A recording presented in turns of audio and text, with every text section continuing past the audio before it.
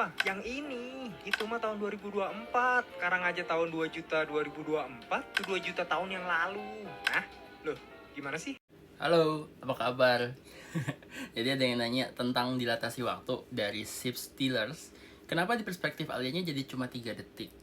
Jawabannya karena foton atau cahaya memang tidak mengalami waktu. Jadi ketika satu benda bergerak sama dengan kecepatan cahaya, maka dia tidak akan merasakan waktu. Jadi tiba-tiba sampai aja.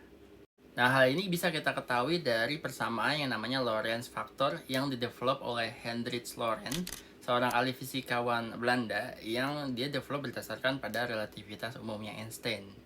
Nah, jadi persamaan Lorentz Factor sendiri itu adalah gamma sama dengan 1/(1) dikurang perbandingan antara kecepatan dengan kecepatan cahaya.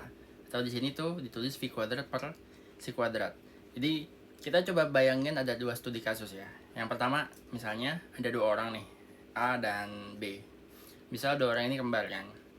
A itu tinggal di bumi, ya dia stay di bumi. Sedangkan B itu adalah astronot yang berkelana keluar angkasa dengan pesawat yang punya kecepatan 0,8 dari C atau 80% dari kecepatan cahaya gitu.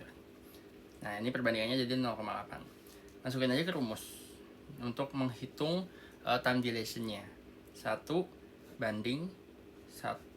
akar 1 dikurangi, langsung aja 0,8 dikuadratin sama dengan 1 kelihatan kan?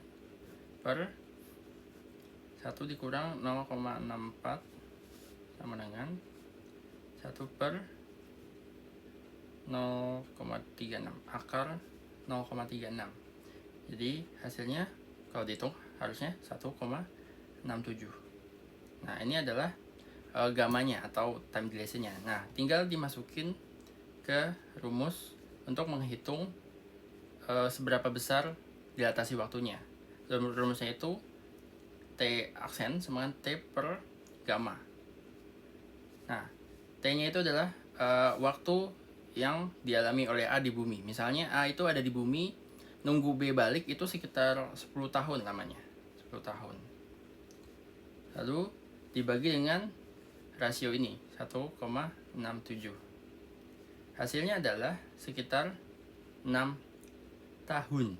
Jadi, dilatasi waktunya B akan mengalami waktu ketika dia berkelana keluar angkasa itu cuma 6 tahun, sedangkan A di bumi udah 10 tahun gitu. Kalau si B ini bergerak dengan kecepatan 80% dari kecepatan cahaya.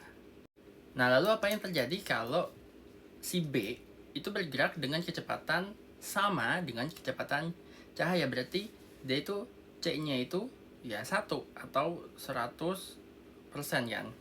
Lalu kita masukin ke rumusnya. Shoot gitu. Ini tanda panah. Shoot. Gamma sama dengan 1/1 dikurangi 1 kan. Kan rasionya 1 ya. Nih, 1. Dia bergerak sama dengan kecepatan cahaya.